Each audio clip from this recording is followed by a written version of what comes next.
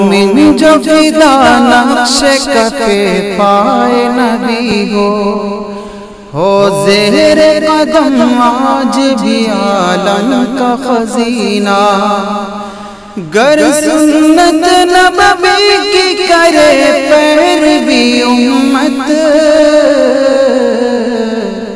طوفان سے نکل جائے گا پھر اس کا سفینہ، طوفان سے نکل جائے گا پھر اس کا سفینہ۔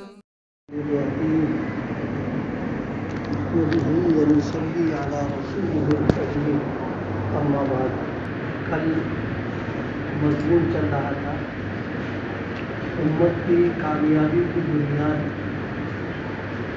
اصلاً اتباع سنت پر ہے اور تقوی پر۔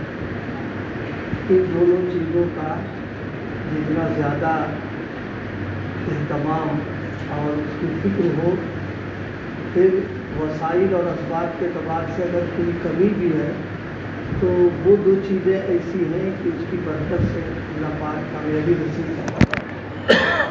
لیکن اگر وسائل، اسباب، فرائض خوب ہیں لیکن زندگی سنت کے خلاف ہے، زندگی میں تقویٰ نہیں ہے، تو پھر اللہ تعالیٰ کی جو نصرت ہے، مدد ہے، وہ نہیں متوجہ ہوتی۔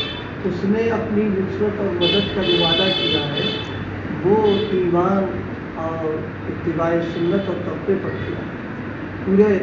پورے اس میں کہیں یہ نہیں فرمایا کہ جو ہے تم اتنی تعداد میں ہو، یہ ہو، وہ ہو، توجہ اس پر دلائی گئی۔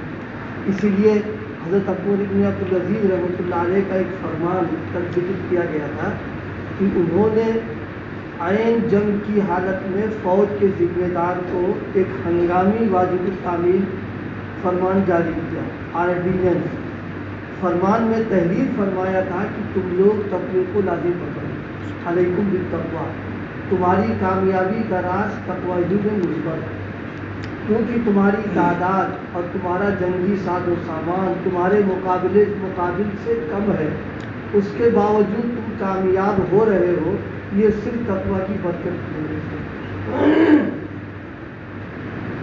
دیکھیے، لڑکا جو ہے، بیٹا جسمانی اعتبار سے کمزور ہے اور کپڑے وپڑے بھی گندے میلے ہیں، بیمار بھی رہتا ہے وہ، لیکن ابا کا کہنا مانتا ہے اور ابا کی مرضی پر چلتا ہے، تو پھر والد کی توجہ بھی رہے گی اور ابا اس کو جیب خرچ بھی دیں گے۔ اس کی کمزوری یا اس کی بدحالی یا اس کی بیماری رکاوٹ نہیں بن پائے گی اس کے لیے۔ اور ایک لڑکا وہ ہے جو تندرست و توانا ہے، صحت مند بھی ہے اور جناب والا وہ پڑھا لکھا بھی ہے، لیکن ابا کی کرتا ہے لاپرواہی اور اس کی بات نہیں مانتا، تو پھر والد نہ اس کی توجہ کریں گے نہ اس کو جیب خرچ دیں گے۔ تو والد کی توجہ اور جیب خرچ کی جو بنیاد ہے وہ اس کا کہنا ماننا ہے، اور نافرمانی جو ہے وہ اس کی ناراضگی کا سبب بن جاتا ہے۔ بالکل اللہ پاک کا بھی یہی معاملہ ہے۔ امت اگر اتباع سنت پر آ جائے، تقوی پر آ جائے، شریعت کے اوپر آ جائے، تو دنیاوی اور مادی اعتبار سے چاہے وسائل میں کم بھی ہو، اللہ تعالیٰ کی رضا اور خوشنودی کی جو بنیاد وہ اس کو ملی ہوئی ہے۔ اس لیے اللہ تعالیٰ کا فضل، اس کی نصرت اور اس کی کامیابی سے ملے گی انسان کو۔ لیکن اگر اس طرف کمزوری ہے، تقوی میں کمی ہے، اتباع سنت کے خلاف جا رہے ہیں، شریعت کی وہ نہیں ہے، تو پھر اللہ کی نصرت نہیں آتی اس کے اوپر۔ اسی کو بیان فرمایا۔ اس سلسلے میں کل ایک واقعہ عرض کر رہے تھے، جب مسلمانوں کے سامنے اس وقت کی سپر پاور طاقت رومیوں کے پاؤں اکھڑنے لگے تو روم کے بادشاہ ہرقل نے اپنی قوم کے دانشوروں اور وزراء کو جمع کیا اور تشویش کا اظہار کرتے ہوئے پوچھا کہ جن لوگوں سے تم لڑ رہے ہو وہ تمہاری طرح انسان ہیں یا کچھ اور ہیں؟ ہرقل کے جواب میں لوگوں نے کہا وہ ہماری طرح انسان ہی ہیں۔ پھر پوچھا وہ زیادہ ہیں یا تم زیادہ ہو؟ لوگوں نے کہا ہم ان سے کہیں زیادہ ہیں۔ ہرقل نے کہا پھر کیا وجہ ہے کہ تم ہر محاذ پر بری طرح شکست کھا رہے ہو؟ یعنی اسباب اور وسائل اور مادیات کے اعتبار سے اور کیا کہتے ہیں لڑنے کے تعلق سے سب چیزیں تمہارے پاس زیادہ ہیں، تو پھر تمہاری شکست کاہے کو یہ سوال کیا۔ اس پر سب نے گردنیں جھکا دی۔ ایک عمر رسیدہ شخص اٹھا اور کہنے لگا، مسلمانوں کے غالب ہونے کا اصل راز یہ ہے وہ صائم النہار و قائم اللیل ہے، یعنی دن میں روزہ رکھتے ہیں اور رات میں اللہ کے سامنے کھڑے ہو کر کے رونا اور دل ملانا، یعنی ان کی ہارڈ لائن وہاں سے بھی ہے۔ ظاہر روزہ رکھنے کا مطلب بھی یہی ہے کہ گناہ نہیں کر رہے، اللہ کی نافرمانی نہیں ہو رہی، تقویٰ طہارت کے ساتھ وہ رہ رہے ہیں۔ یہ پھر قائم اللیل یعنی رات کے اندر تہجد پڑھتے ہیں، اور صحابہ تہجد ہم لوگوں کی طرح چھوڑو 2 4 6 رکعت پڑھ لی انہوں نے، پوری رات ان کا قیام لیل میں گزر جایا کرتا تھا۔ قرآن پاک میں بھی وبالاسحار هم یستغفرون، جو صبح صادق ہوتی ہے تو پھر رات بھر کی جو عبادت ہے اس کو اللہ کے سامنے رونا، گڑگڑانا، آوازاری کرنا، یہ عمل ہوتا ہے۔ راتوں کو اپنے رب کے سامنے کھڑے ہو کر نمازیں پڑھتے ہیں، دن میں روزے رکھتے ہیں، دن کو شہسوار اور رات کے عبادت گزارتے ہیں۔ یہاں تو اگر رات ہم جاگ لیں تو دن میں نکال ہی نہیں پاتا، اور پھر روزہ رکھ کر کے یہ کام کرنا، میدان میں اترنا اور گھوڑے کی پیٹھ پر جانا ممکن ہی نہیں آدمی کے لیے۔ اس سے جو ہم لوگوں کے حالات ہیں وہ رات کرتے تھے، وہ دن کے شہسوار رات کو عبادت گزار ہے، امانت دار ہے کہ کسی کے مال کو بغیر قیمت چکائے ہاتھ نہیں لگاتے۔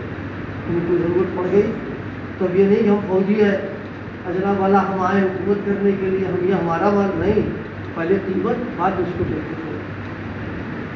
عہد و پیمان کا پاس و لحاظ رکھتے ہیں کہ جو وعدہ کر لیا اس وعدے کو پورا کرنا۔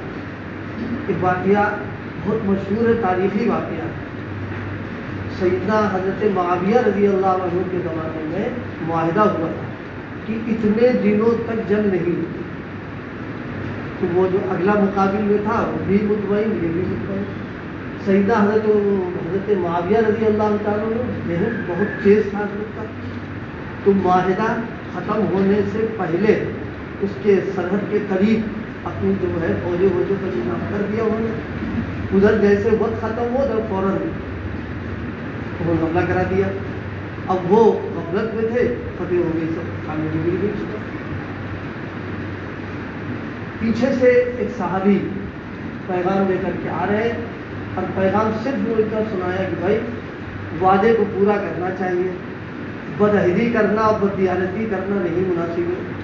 حدیث باتیں موجود ہے۔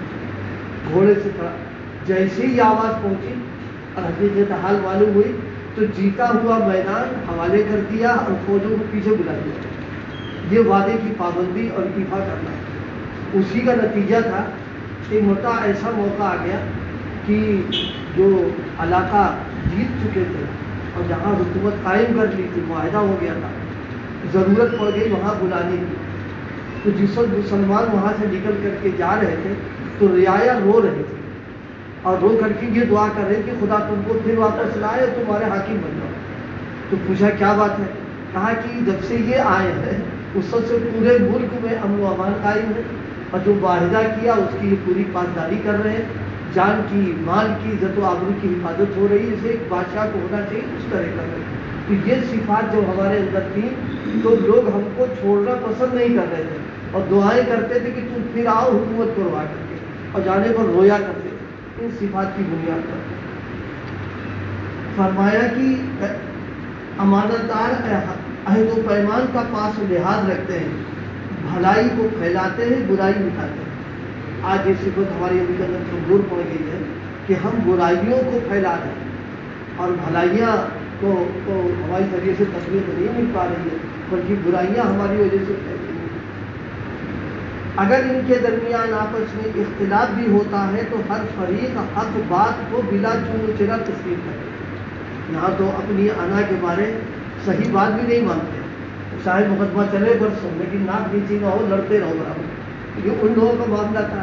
اگر اختلاف ہو گیا اور احساس ہو گیا بعد میں کہ حق پر وہ ہے تو اس کو قبول کر لیتے تھے، یا کوئی مسئلہ نہیں کرتے۔ ایسے ایسے واقعات ہیں تاریخی اعتبار سے مسلمانوں کا جو کردار رہا ہے کہ حیرت اور تعجب کا معاملہ ہوتا تھا۔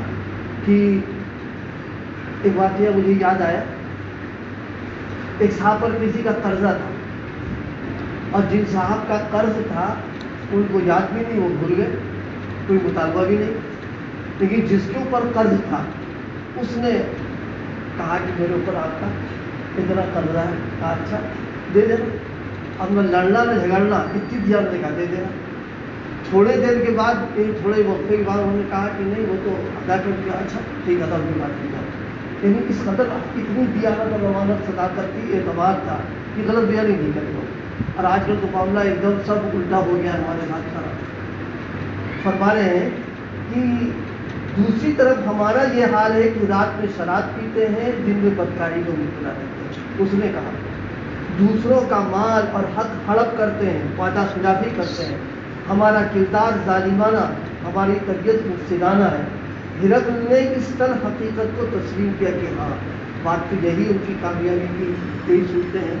اللہ پاک ہم سب میں بھائی ایمانی صفات پیدا کرتے ہیں، اللہ پاک ہم کو سچا پکا مومن بناتے ہیں۔ ایمان اور اسلامی عادات اور خصلتوں میں کشش ہے، جیسے مقناطیس ہوتا ہے، وہ لوہے کو کھینچتا ہے، چمبک لوہے کو کھینچتا ہے، اس لیے اس کے اندر کشش رکھی ہے۔ اسی طرح اللہ پاک نے ایمان میں اور ایمانیات میں کشش رکھی ہے، جس کے اندر بھی یہ چیز ہوگی وہ دوسروں کو اپنی طرف کھینچے گا۔ وہ چیز تو ہمارے اندر ہے نہیں، اب تو ہم سب ڈپلیکیٹ میں آ چکے ہیں، تو اس کی وجہ سے ہماری جو حال ہے وہ ہم لوگوں کے سامنے ہے۔ اللہ پاک ہم سب کو سچا پکا مسلمان بننے کی توفیق